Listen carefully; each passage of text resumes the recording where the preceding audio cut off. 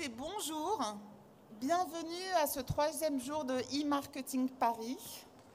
Troisième jour avec 2 conférences plénières dans la journée, une multitude de conférences sur les ateliers pratiques et également toujours les 400 exposants qui sont là pour vous recevoir et vous accompagner avec des solutions très concrètes. Donc je suis ravie de vous accueillir ici. Est-ce que tout le monde m'entend bien? Moi j'entends un peu la salle, donc j'aimerais vous entendre un peu plus. Donc bonjour. Bonjour. Super. Encore une fois, bonjour. Très bien, vous êtes tous là et bien réveillés. Merci beaucoup, malgré le froid à Paris. Donc j'ai le plaisir aujourd'hui d'accueillir une table ronde 100% des membres du Club des annonceurs. Quelqu'un connaît le Club des annonceurs dans la salle? Levez la main. Oui, quand même. Donc le Club des annonceurs, c'est un club qui regroupe les directeurs de communication et marketing des grandes marques, notamment celles qui sont au CAC 40, mais aussi de start-upers et de solutions innovantes. Donc aujourd'hui, la personne qui devait être là pour vous présenter le club est Karine Tisserand, sa directrice générale. Elle s'excuse, elle est contact Covid, elle a préféré préserver votre santé et n'est pas venue et m'a demandé d'animer à sa place. Moi-même, je suis Cécile Delettré, je suis en charge des conférences de e-marketing Paris, donc j'ai le grand plaisir de vous retrouver une nouvelle fois. Donc aujourd'hui, pour parler de ce sujet donc, qui est très important, qui concerne la stratégie d'influence ou une vraie stratégie d'engagement des marques dans la RSE, nous avons le plaisir d'accueillir donc Cindy Béton, que je vous demande d'applaudir. Bonjour à tous, merci. Cindy, qui est dans l'innovation en permanence et qui est leader d'opinion également dans toutes les stratégies d'impact et qui travaille pour la société Cision, que vous connaissez sans doute, qui a un stand au milieu du hall, qui est donc une société qui propose des actions dans l'influence. Et Cindy, qui est communication leader et impact, avant même que Chief Impact Officer existe dans nos entreprises, elle en a déjà le titre. Félicitations. Merci. Tu peux préciser en une phrase ce qu'est Cision, s'il te plaît? Alors en une phrase, on est un éclaireur de marque. Voilà.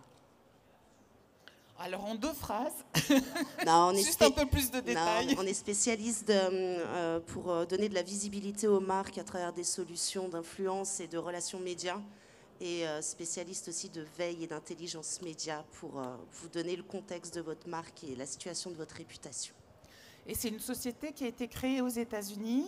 Cision, oui, mais en France, on vient de l'Argus de la presse. Donc Très une bien. société qui est née au 19e siècle. Magnifique. Et qui a réussi à passer toutes les étapes d'innovation. Exactement. Et vous êtes 400 en France? 400 en France, 4000 dans le monde. Oui. Ah oui, c'est une structure quand même très importante.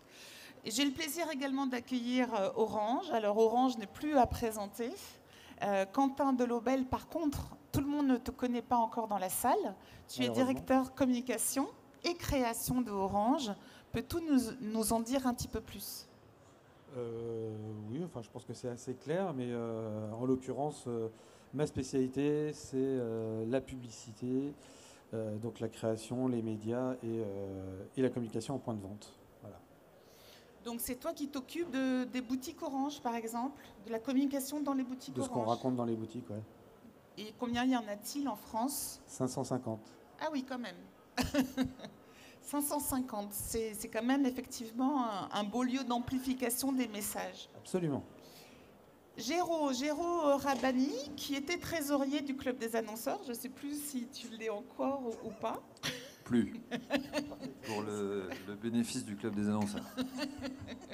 Mais en tout cas, tu as encore toute ta place au Club des annonceurs et tu interviens aujourd'hui au titre de ta fonction quotidienne, qui est directeur des marques du groupe ADP, donc Aéroport de Paris, et également directeur de la communication de CDG Express. Donc fais-nous rêver, quand est-ce que CDG Express arrive? Alors comme tous les projets d'infrastructure, c'est un temps long, mais on est plutôt vers le bout là. Donc normalement, début 2027, on devrait pouvoir prendre cette navette. Et effectivement, j'ai ces 2 jobs-là, plutôt donc dans le voyage, dans l'aérien, et on voit la lumière au bout du tunnel. Parfait, donc ça va nous faciliter la liaison centre de Paris, aéroport Charles de Gaulle en combien de temps? Gare de l'Est, Charles de Gare de Gaulle, en 20 minutes. Extra, vraiment génial. On attend avec impatience. Et puis Gérard, qu'on connaît moins parce que tu as créé une marque et une entreprise en tant que directeur général de Affinity Concept. Tu t'occupes à la fois de cette direction générale, mais également du marketing et de la communication. Peux-tu nous décrire ce qu'est Affinity Concept, s'il te plaît? Alors déjà, pour me présenter, donc, effectivement, moi je suis le directeur général d'Affinity Concept. Donc je dirais un petit peu ce qu'est Affinity Concept, mais en ce qui me concerne, préalablement, j'ai travaillé dans des entreprises comme Orange, France Télécom, puisque à des postes marketing ou communication, et puis ensuite chez Page Jaune et Mappy, dont je m'occupais de la publicité de la marque, et ensuite chez Solocal, qui regroupe une dizaine de marques, dont Page Jaune, Mappy, etc., et dont j'étais le directeur de la publicité de la marque pour le groupe. J'ai quitté ces sociétés, effectivement, et j'ai pris la fonction dans une autre société que je n'ai pas créée, mais que j'ai rejoint, et qui est en fait une société qui développe depuis quelques années des services que l'on appelle des services affinitaires, c'est-à-dire que cette société elle a pour vocation d'accompagner les entreprises dans leur stratégie RSE pour qu'ils puissent proposer le plus de preuves concrètes possibles auprès de leurs clients, que ce soit des consommateurs ou des collaborateurs. Et effectivement, on est parti d'un certain nombre de constats en matière de RSE, de la nécessité de travailler sur des preuves très concrètes, et nous avons développé un certain nombre de services qui permettent justement d'accompagner ces différentes marques. Le président fondateur d'Affinity Concept a déjà travaillé pendant de nombreuses années dans l'affinitaire, puisqu'il travaillait pour le numéro 1 mondial de l'affinitaire, et il était en charge de ces sujets. Donc il a poursuivi ses activités dans cette notion de conseil et de courtage. Merci à tous de votre présentation. Donc, nous allons passer maintenant à la révélation en exclusivité pour e-marketing Paris de l'étude sur l'impact et la RSE et les pratiques dans les groupes, avec le détail qui va être donné par Cindy. Avant de lui passer la parole, je voulais vous dire qu'on ne va pas parler de l'actualité qui nous préoccupe tous, et notamment de la situation en Ukraine et en Russie, et sur l'impact que ça peut avoir sur les marques. Et on l'entend tous les jours à la radio, Renault, Decathlon, Auchan, etc. Il y a forcément un impact sur la partie sociétale et environnementale. On ne va pas en parler évidemment aujourd'hui, c'est un contexte très particulier, mais on est avec eux et on pense bien sûr à cette situation. Je passe la parole à Cindy et s'il te plaît, peux-tu nous expliquer ce que vous avez fait et comment tu vas pouvoir rappeler la partie méthodologie. Alors, le baromètre des marques engagées, il est né il y a 3 ans. On l'a co-construit dès le début avec le Club des annonceurs, à l'initiative de Karine, Cision et e-marketing. L'idée, c'est qu'évidemment, comme tout le monde, on sentait cette tendance des marques qui poussaient vers de l'engagement. Alors, c'était un peu diffus à l'époque, c'était des bonnes actions par-ci, par-là. Et on a vraiment voulu savoir concrètement, est-ce que c'était un mouvement général? Est-ce que les entreprises passaient vraiment à l'action? Qu'en pensaient les professionnels du marketing et de la com?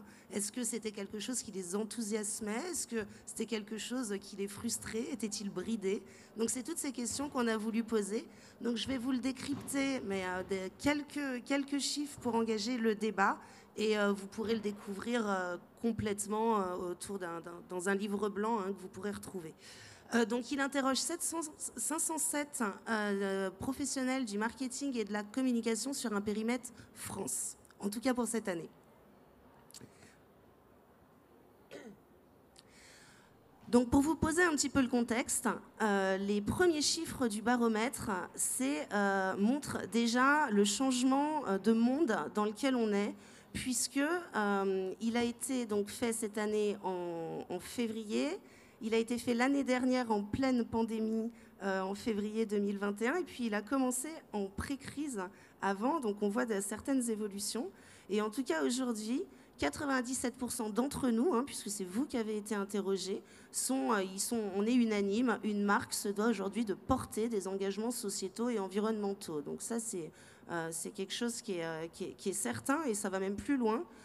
Plus des 3/4 d'entre nous pensent que c'est une question de survie. Donc on n'est pas sur une jolie couche de peinture, on est vraiment quelque chose qui engage l'avenir de la marque. Les petits chiffres que vous voyez en bas, c'est le comparatif par rapport à l'année dernière. Vous voyez que tout ça est en baisse. Ça s'explique par 2 facteurs. Le premier, c'est qu'encore une fois, l'année dernière, on était en pleine pandémie et on était un petit peu choqués, donc les chiffres étaient très très hauts. Et puis aussi, il y a une deuxième tendance qu'on voit apparaître, c'est le RSE washing qui est déploré par 80% d'entre nous et qui peut parfois désabuser certains d'entre nous.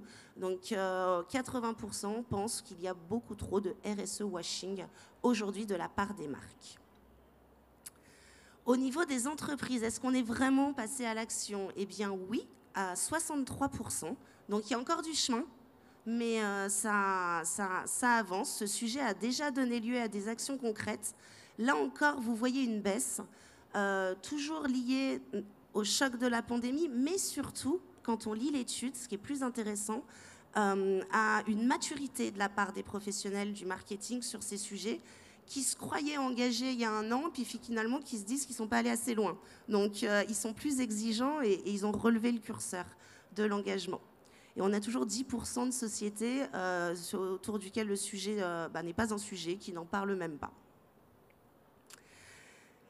Et enfin, avant de laisser la parole à nos intervenants, de quels engagements parle-t-on? Eh bien, vous pouvez les voir sur le tableau. Alors, j'ai essayé de vous mettre en vert, ou ce qui pourrait ressembler à du vert, tout le E de RSE, tout ce qui concerne les engagements environnementaux. En bleu, les engagements sociétaux, comme l'égalité femmes-hommes, le droit des femmes, la diversité, l'inclusion.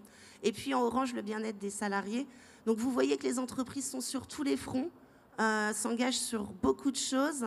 Ce qui est intéressant, c'est quand on pose la même question en disant « Est-ce que vous pouvez m'en citer qu'un ?» Si vous deviez en citer qu'un, quel serait l'engagement prioritaire de votre entreprise?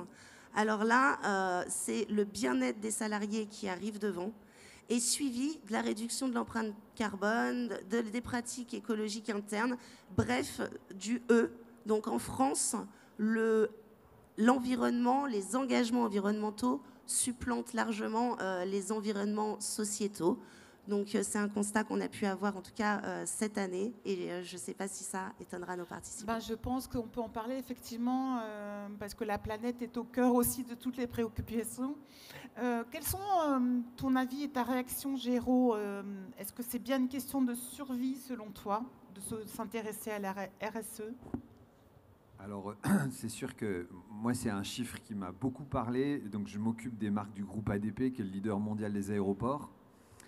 Et évidemment, on a été un secteur extrêmement touché par la crise. Et la crise qu'on a vécue nous a fait prendre conscience à la fois de nos forces et de nos fragilités. Clairement, la transition sur la partie environnementale, parce que le sujet RSE est beaucoup plus large que l'environnement, mais je crois qu'on a tous en tête que les publics attendent de l'aérien et du transport une transformation très environnementale tout de suite. Nous, on a considéré que c'était une question de survie. On a passé 3 ans très compliqués, on voit le bout du tunnel, mais ça reste très difficile. Si on ne fait pas ça, on a eu des aéroports fermés, ce qu'on n'avait jamais vu en fait depuis 80 ans, les débuts de l'aviation commerciale. On avait des cathédrales de béton avec personne dedans. Et non, c'est certain que pour nous, c'est une question de survie d'opérer cette transition. C'est pas une question, c'est un fait. Et je crois qu'à toute crise, il y a des faces lumineuses. Et une des faces lumineuses de la crise qu'on a traversée dans le business dans lequel je suis, c'est cette prise de conscience très fondamentale que cette transition environnementale était une question de survie. Donc l'environnement pour toi, en ce qui te concerne, Gérard, sociétal et environnement, quelle est la proportion? En fait, moi, l'analyse que je fais, pour le coup, par rapport à ce que peuvent dire les directeurs marketing et communication, il y a juste 3 points. Le premier, c'est qu'on n'a pas changé d'époque. C'est l'époque qui nous a changé. Des événements sont intervenus dans cette époque qui ont fait qu'on a perçu les choses différemment. notamment la crise financière de 2008, qui fait qu'aujourd'hui, on a encore ces impacts actuellement. Et puis la prise de parole dans le débat public de toutes les questions environnementales, écologiques, climatiques, sociétales, sociales. Tout ça a modifié finalement la perception qu'on peut en avoir. Et ce qui se passe aujourd'hui dans ce monde-là, ce qui est intéressant, parce que j'avais regardé 2 auteurs qui avaient travaillé là-dessus, qui s'appellent en fait Michel Capron et Françoise Quérel. Le livre s'appelle « L'entreprise dans la société ».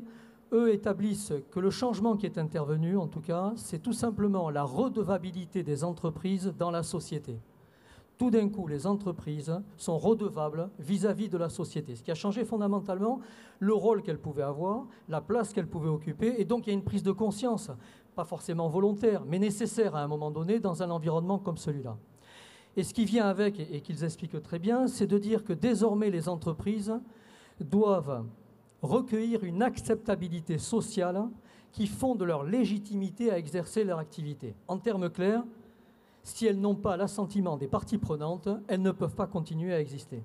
Et donc c'est dans ce contexte-là maintenant que pour le coup, les entreprises sont obligées d'évoluer et qu'effectivement elles se posent toutes les questions et on voit comment les marketeurs et les communicants sont amenés à prendre ce sujet. Ils ont une place privilégiée pour le traiter, pour le mettre en œuvre, mais ces problématiques-là maintenant supposent, une expression que vous connaissez tous, on dit montrer patte blanche. Demain on dira il faut montrer patte verte parce qu'il n'y a pas un sujet qui ne passe pas, un domaine qui ne passe pas au scan de la responsabilité. Pas un désormais. Donc on est dans ce contexte-là. Et je pense que ce que l'on est en train de voir, c'est quelque chose de très fort, mais qui existe. Ça y est, on est rentré là-dedans. Le sujet que nous avons avec les marques, avec lesquelles nous travaillons, c'est qu'elles sont RSE compliance. Donc la RSE, elles l'ont totalement intégrée. Leur problème aujourd'hui, c'est que si tout le monde fait de la RSE, comment on se différencie? Comment on émerge? Comment on renforce la préférence de marque?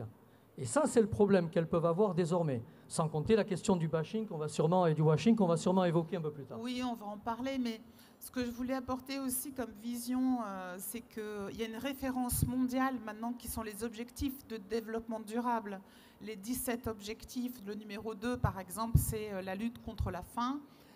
Il y a des startups, je pense à Phoenix, qui fait justement, à la fois elle est Bicorp et à la fois elle marque dans toute sa communication la référence à ses objectifs. Et maintenant, cette référence, elle est comprise par toute la planète et ça permet d'être aligné au niveau du positionnement sans avoir à expliquer pendant des heures. Effectivement, tu parlais du washing, donc greenwashing, RSE washing. On peut peut-être le définir, Quentin, en tout cas selon ton point de vue à toi. Et tu as été surpris, Cindy me l'a dit, quand vous avez fait la préparation, de découvrir 80%. J'avoue que moi aussi j'ai été surprise. Donc, quels seraient selon toi les bons taux et comment tu définis? Oui, le washing, faire passer finalement des vessies pour des lanternes autour de sujets d'envergure, sociétaux et viscéraux. Effectivement, ce 80% de marketeurs et communicants qui trouvent qu'il y a trop de RSE washing fait par les marques, oui, je suis un peu tombé du pactage, on va dire, parce que c'est pas le grand public, là, c'est les gens qui ont les manettes. Donc je me suis dit, il y a un problème, quoi. Soit c'est le syndrome du c'est pas moi, c'est l'autre, qui est généralisé, ou soit ils se mentent à eux-mêmes. Mais en tout cas, ça plante bien, je trouve, le sujet d'aujourd'hui, finalement, qui est est-ce que prise de conscience versus juste strate d'influence. Surtout qu'il y a quand même des actions concrètes. On en parlait, par exemple, sur les sites web ou sur le choix des couleurs, vous avez des solutions au niveau marketing pour être plus sobre? Oui, absolument. Alors, pour faire court, nous chez Orange, vous savez qu'il y a des couleurs principales qui sont le noir, le orange et le blanc. Donc il s'avère qu'on fait de l'affichage et on fait des campagnes digitales.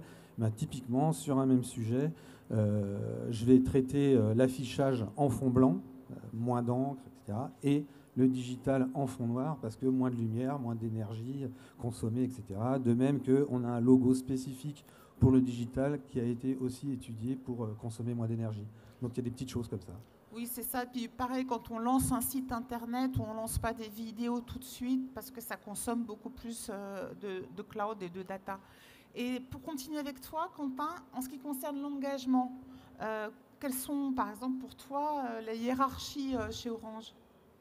Alors, on va dire qu'on coche pas mal de cases. Alors évidemment, le premier, bien-être des salariés, quand on s'appelle Orange et qu'on a vécu ce qu'on a vécu il y a quelques années, ça nous tient au corps. Donc ça, c'est effectivement un number one.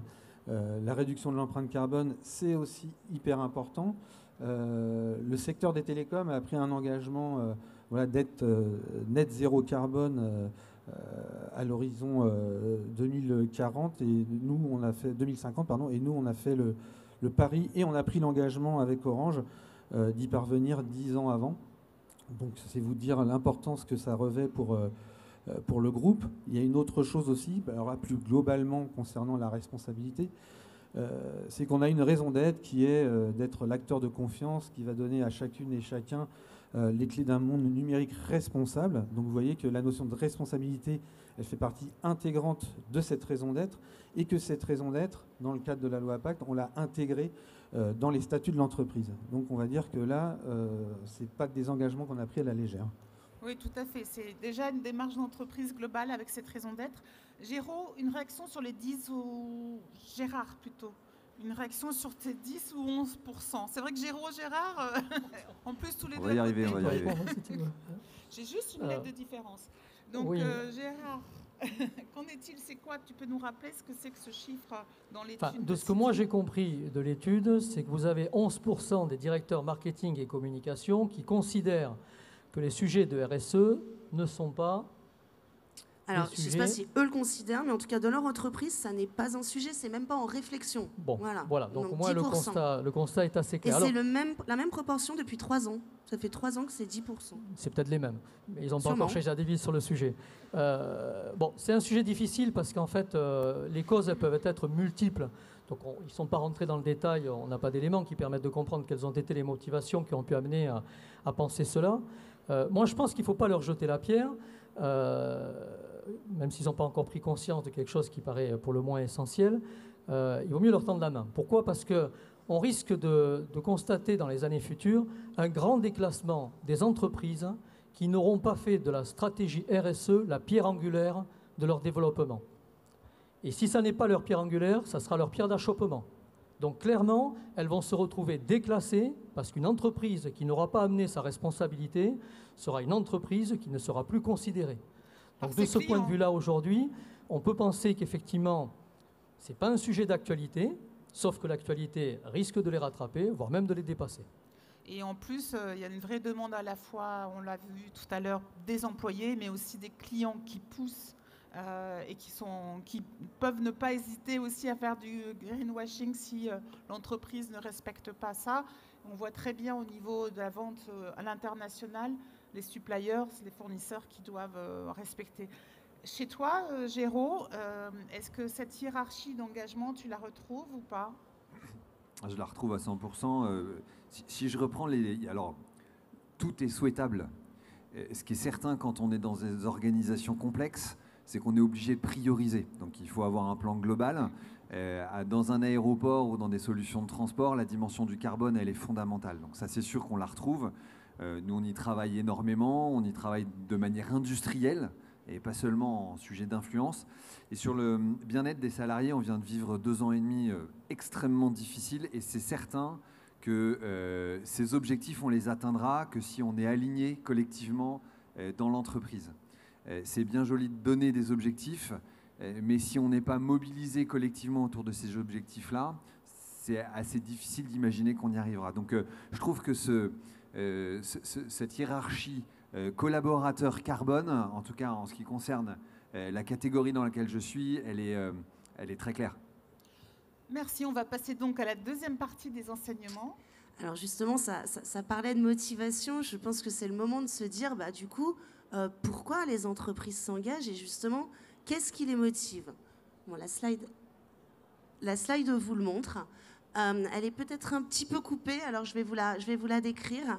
Donc, c'est un mélange de motivation et d'incitation. On verra peut-être un petit peu tout ça, mais en tout cas, ce qui arrive loin devant quand on demande pourquoi est-ce que votre entreprise s'engage, La première réponse, et c'est 30%, donc près d'un tiers, c'est pour contribuer positivement à la société dans laquelle nous vivons.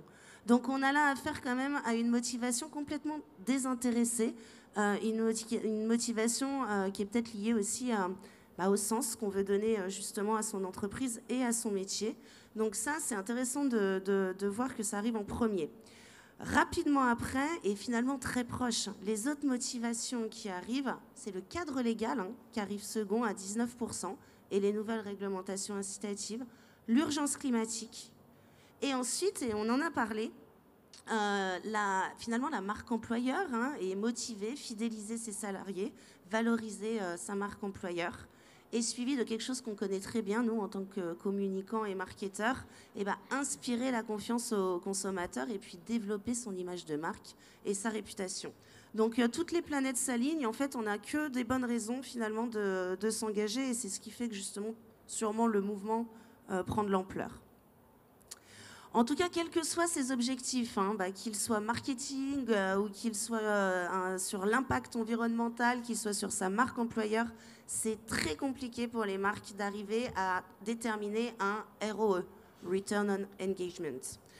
Et d'ailleurs, si vous regardez, il y a 50% qui nous disent non, on essaye, on n'y arrive pas vraiment. Et puis il y a carrément 13% qui disent nous, on essaye carrément pas.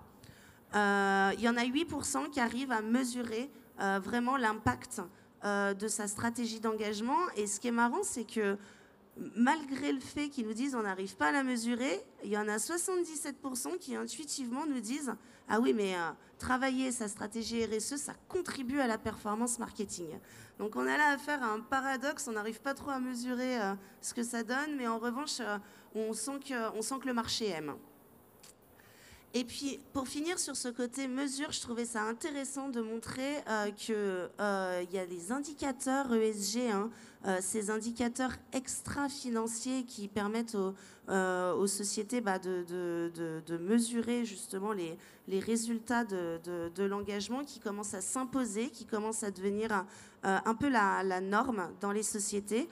Et un quart des sociétés nous disent que les indicateurs ESG font partie des discussions autour de la stratégie d'engagement et qu'ils doivent même respecter un cahier des charges précis.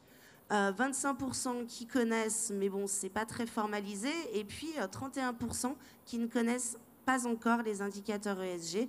Donc, et pourtant, c'est quelque chose qui monte. Ta réaction, Quentin, par rapport à ça chez Orange, est-ce que vous mesurez, avez-vous des indicateurs? Alors, au marketing, au marketing, oui. Parce que globalement, on mesure tout. Nous, on adore ça, mesurer tout. Tu veux dire que c'est pas drôle, le reporting? Non, mais je comprends, en fait. Il y en a certains qui trouvent ça un peu compliqué, que ça leur fasse peur, parce que vous imaginez, en fait, si on veut bien faire le job, nous, il faut qu'on mesure évidemment par exemple, l'empreinte carbone qu'on émet dans le cadre de notre activité, mais aussi tout ce que finalement le carbone rejeté par les fournisseurs avec lesquels on travaille, les partenaires avec lesquels on travaille, les clients qui utilisent nos produits.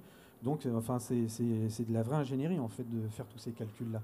Voilà, et on fait ça. Mais à mon petit niveau, c'est vrai que on mesure l'empreinte carbone de toutes les campagnes qu'on peut faire en production, et on essaie évidemment de limiter ce taux de carbone qu'on émet. Et après, on a des petites surprises parce qu'on se dit on a bien fait le job, on arrête d'aller en Afrique du Sud faire des tournages, etc. etc. On va dans la banlieue parisienne, voire à Bruxelles, c'est devenu la destination la plus lointaine. Voilà. C'est Bruxelles. Et donc on est content, on a réduit l'empreinte carbone du tournage, mais après, quand on regarde l'empreinte carbone qui est liée à la diffusion, à la médiatisation, là on prend peur. Donc ça veut dire que voilà, il y a du boulot à faire partout dans notre chaîne, en tout cas de communicants.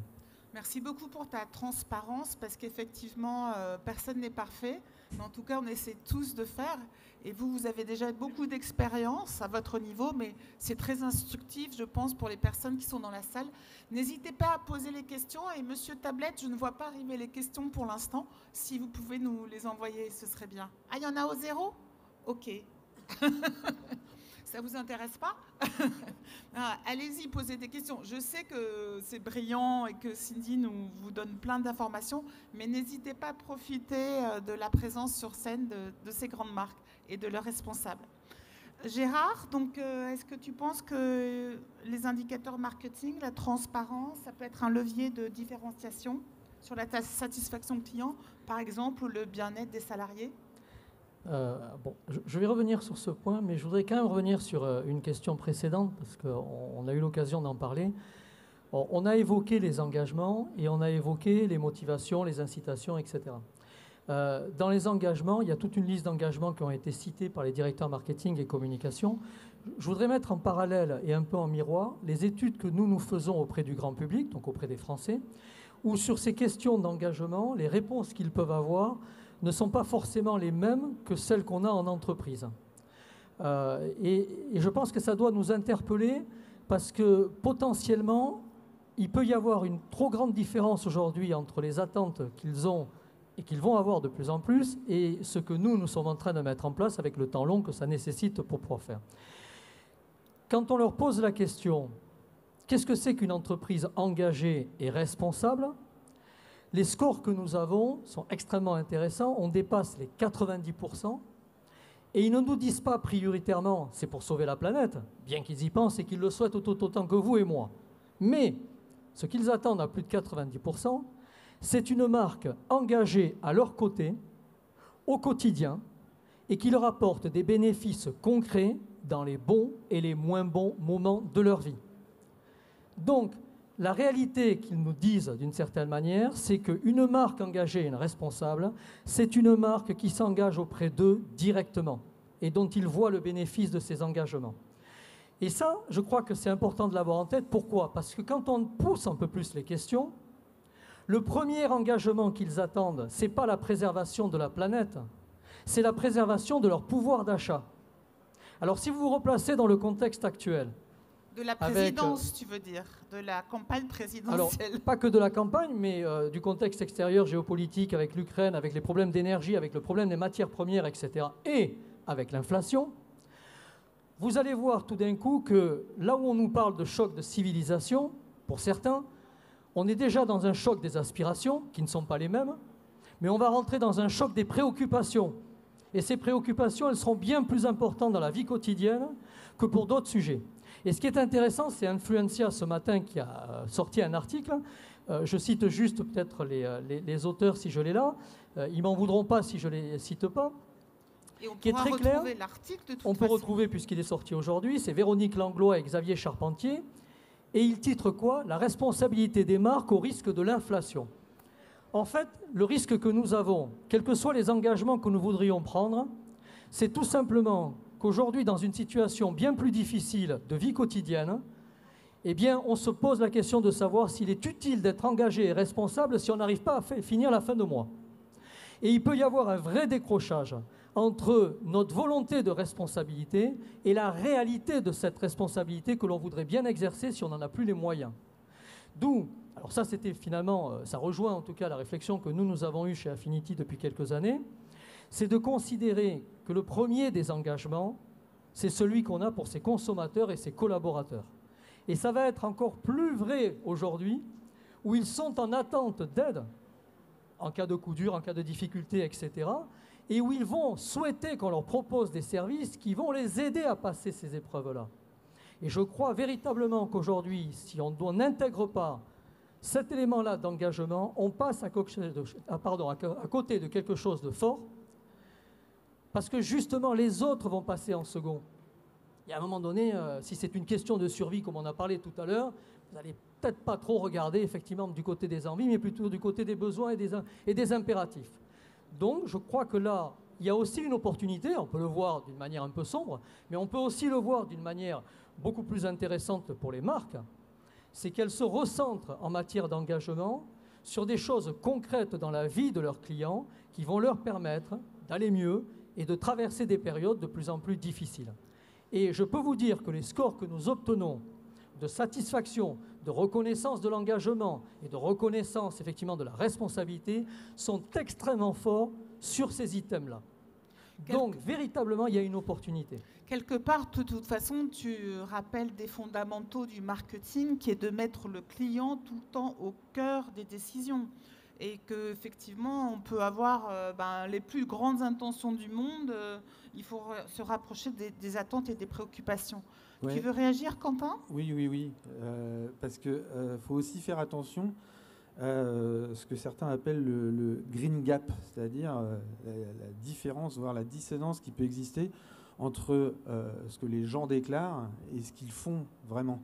Parce que j'ai vu une étude Kantar là, qui est sortie qui montrait que malgré tout, ce qu'ils pouvaient déclarer, on a entre 70 et 75% des Français qui continuent à prendre leur voiture, qui continuent à acheter du neuf plutôt que du reconditionné, qui continuent à ne pas regarder finalement les étiquettes concernant la provenance des produits qu'ils achètent.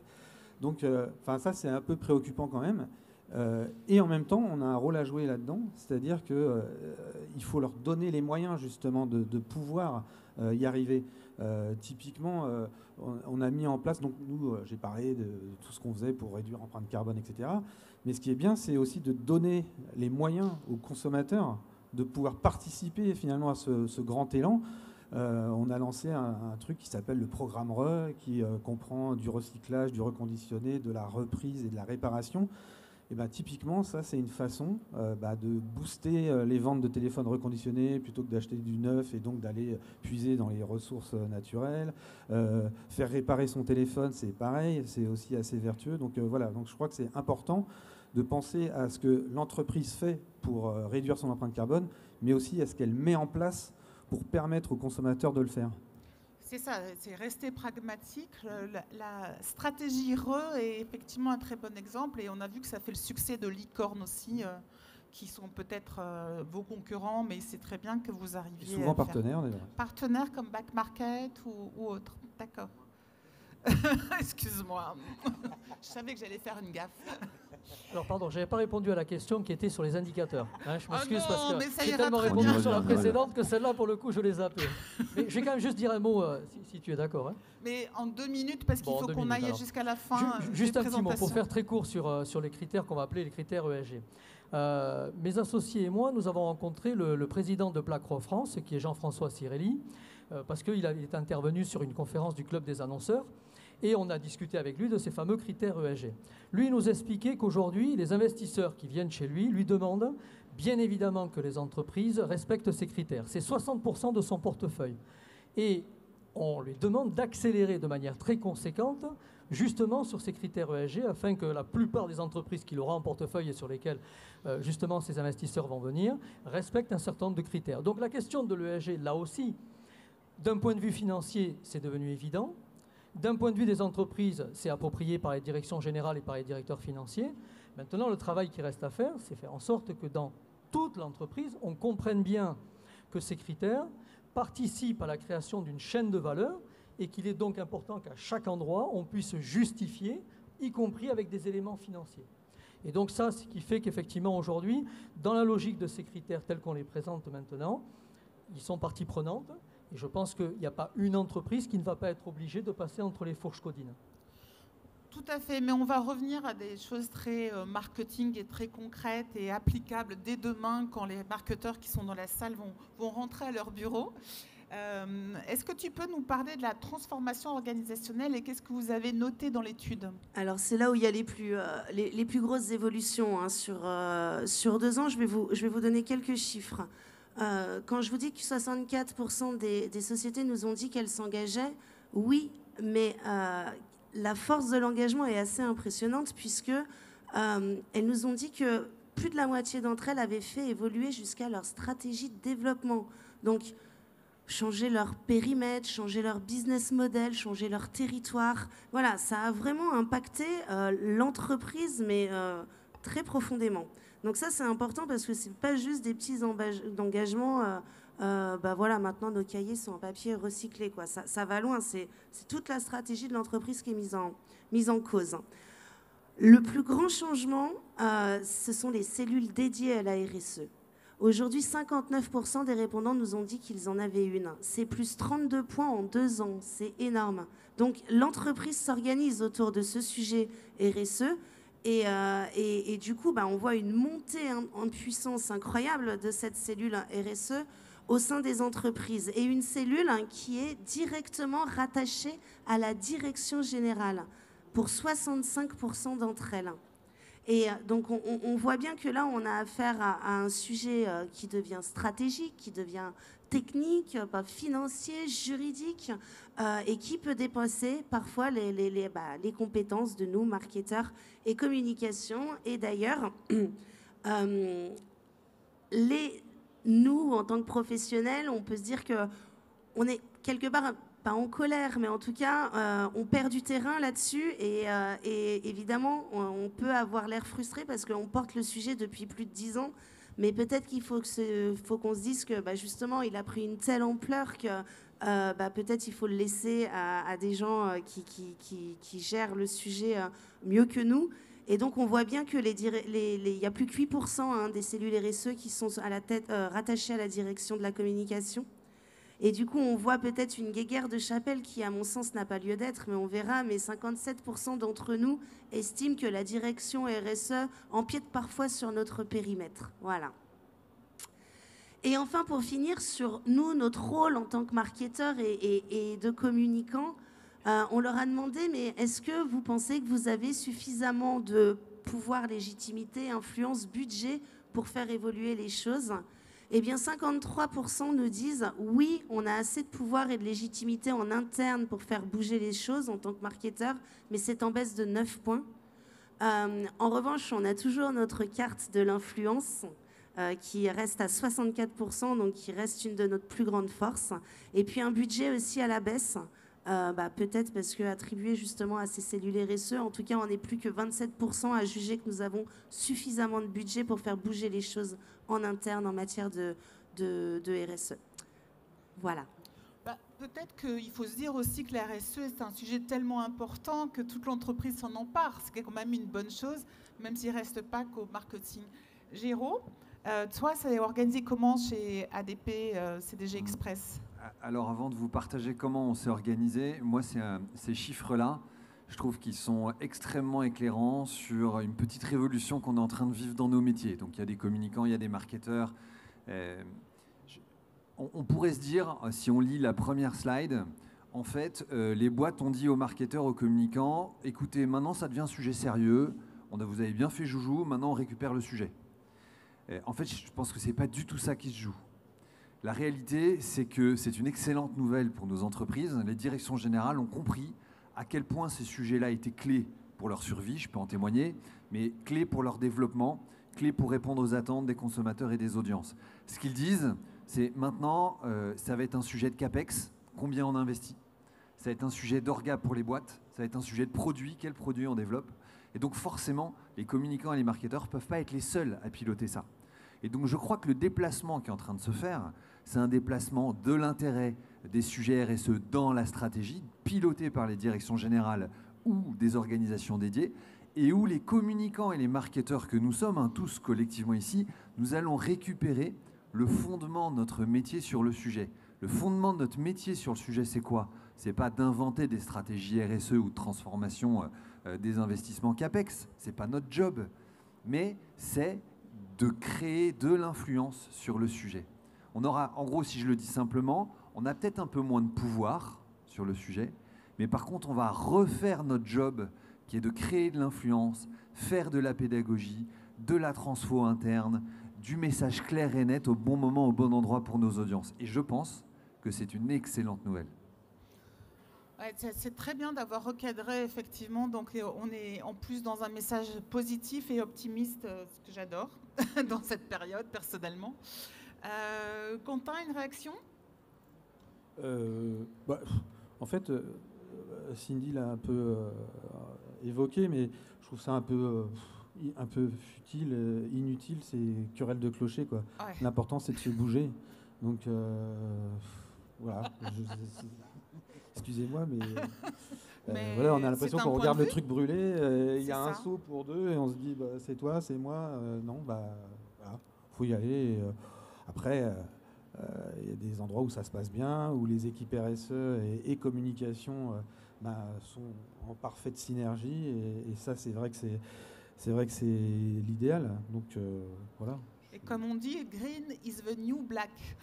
Voilà. Et après, il y a une chose, c'est que sur les cellules dédiées, je crois que ça va suivre peut-être le même chemin que ce qu'on a connu avec le digital. Il y a quelques années, le digital, il fallait des cellules dédiées parce que sinon on était tous nuls et on ne savait pas quoi faire. Donc voilà, il y avait les grands prêtres du digital qui étaient là pour nous aider. Et puis petit à petit, ça s'est mis à descendre dans les différentes équipes, à diffuser les bonnes pratiques digitales.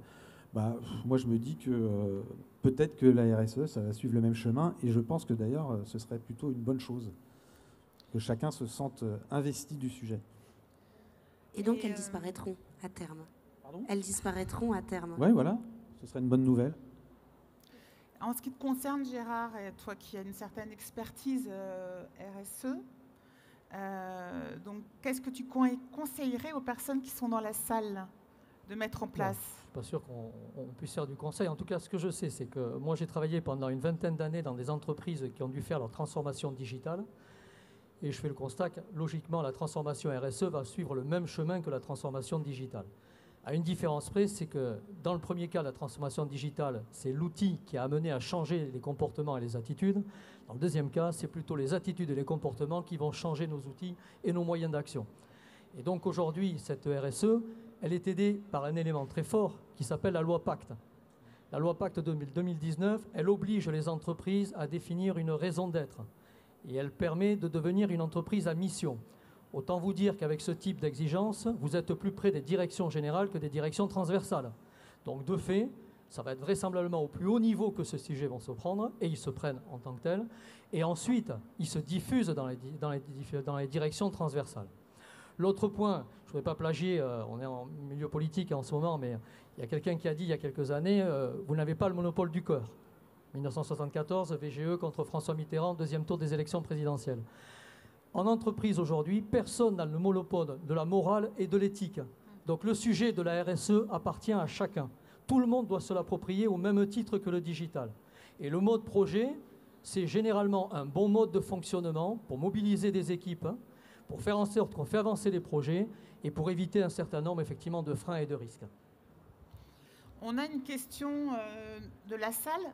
Elle est un petit peu longue, mais je vais la lire, elle est intéressante. Pourquoi aux messieurs de ADP et Orange, donc messieurs, pourquoi ne pas accentuer la communication auprès du grand public entre les besoins réels du consommateur et l'importance de la préservation de la planète ? Si on implique davantage le consommateur dans les campagnes publicitaires, ne peut-on pas faire valoir les bénéfices pour toutes les parties ?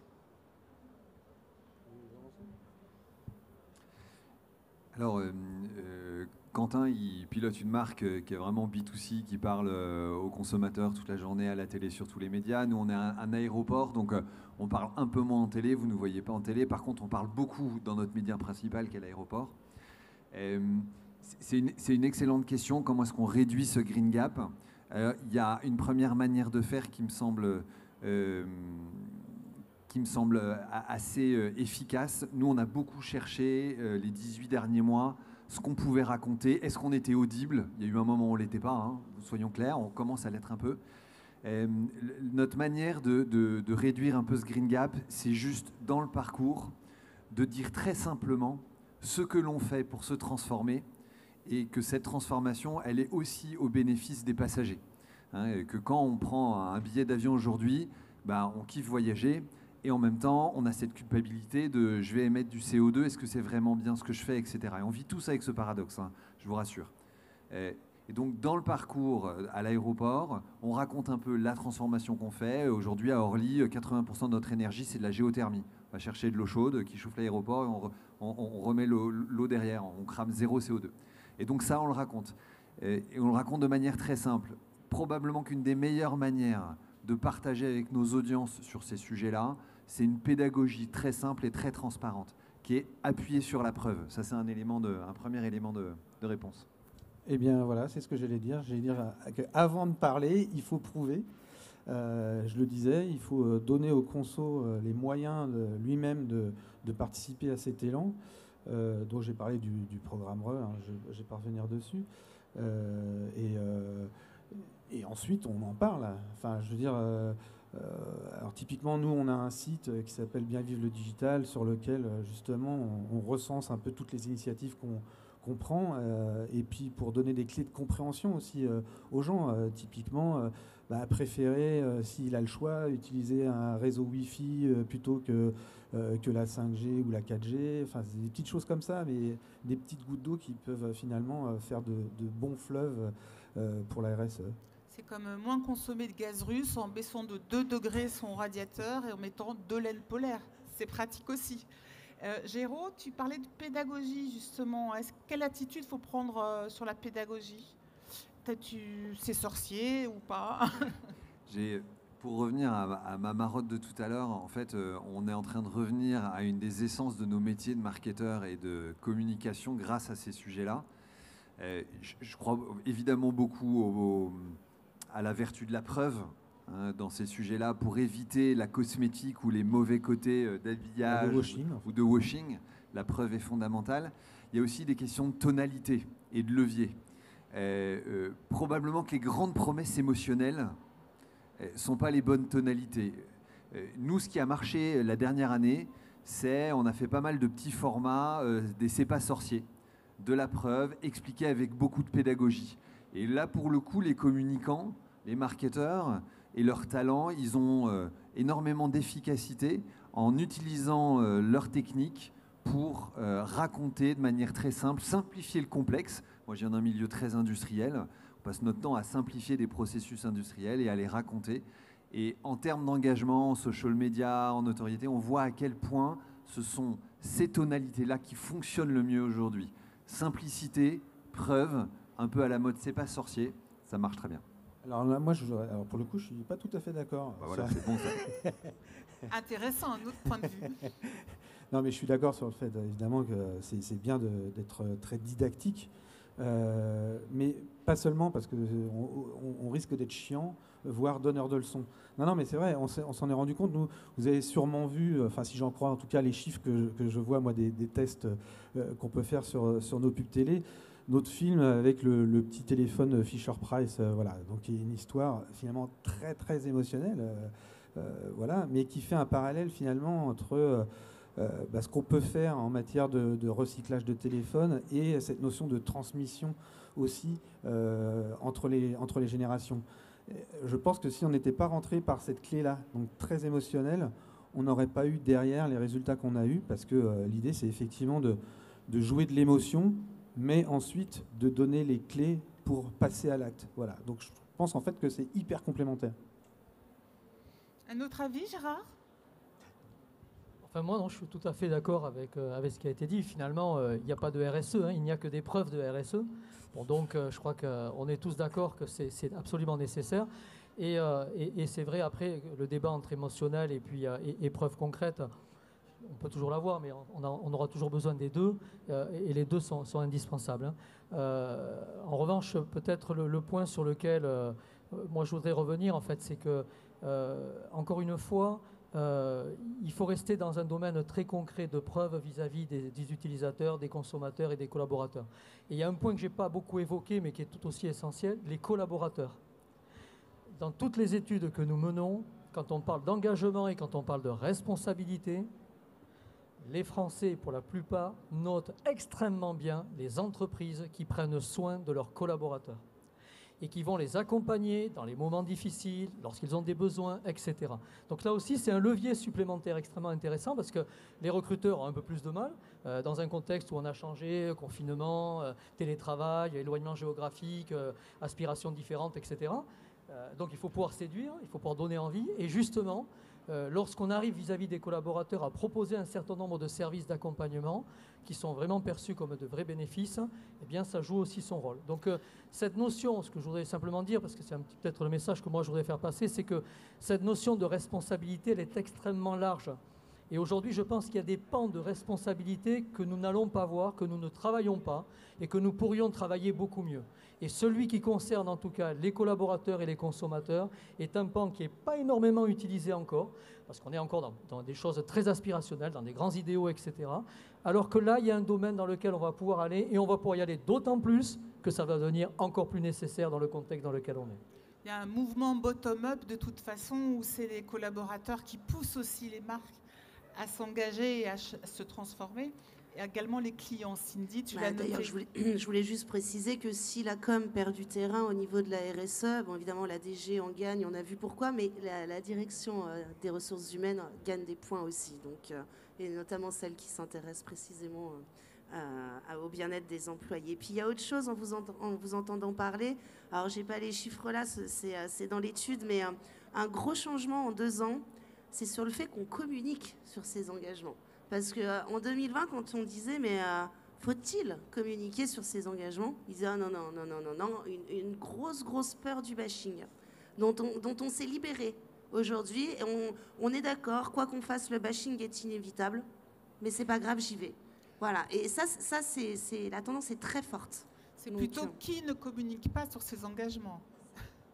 Mais je dis un petit point, un petit commentaire là-dessus. Nous, évidemment, dans l'aérien, on est très exposé à ça. Alors, on fait partie du problème et notre transformation est fondamentale. Mais c'est sûr qu'on est devenu un totem de ça ces 18 derniers mois.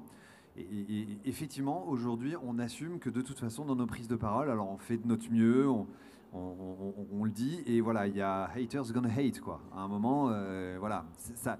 Et en même temps, on a quand même besoin de partager avec l'ensemble de nos audiences les progrès qu'on fait, parce qu'il y a aussi avec ces feedbacks, ces conversations qui se mettent en œuvre, nous, des recadrages qu'on peut faire, et on a besoin de cette conversation. Donc c'est vrai, tu as raison, même pour des boîtes assez corporate et peut-être un peu différentes de toi, Quentin, qui ont moins l'habitude de parler globalement à leurs audiences, on assume ça maintenant. On assume qu'il y a une petite part où, oui, on va prendre des taquets, mais au moins ça nous fait progresser et on avance. Donc, tous les résultats de l'étude, si on veut aller plus dans le détail, Cindy, où est-ce qu'on peut les trouver ? Sur le site Fusion, hein, le livre blanc est téléchargeable évidemment gratuitement. Donc voilà, n'hésitez pas, il y a beaucoup de chiffres, hein, mais allez-y. Vous pouvez suivre aussi le compte Twitter et les réseaux sociaux de Club des Annonceurs. Et allez voir, faire un tour au Club des Annonceurs, c'est honnêtement, ça ouvre des opportunités, des chakras, des portes, tout ce que vous voulez. Un think tank et do tank. On l'aura prouvé, hein, je pense, avec vous autour de cette table ronde. Merci beaucoup aux personnes qui étaient dans la salle.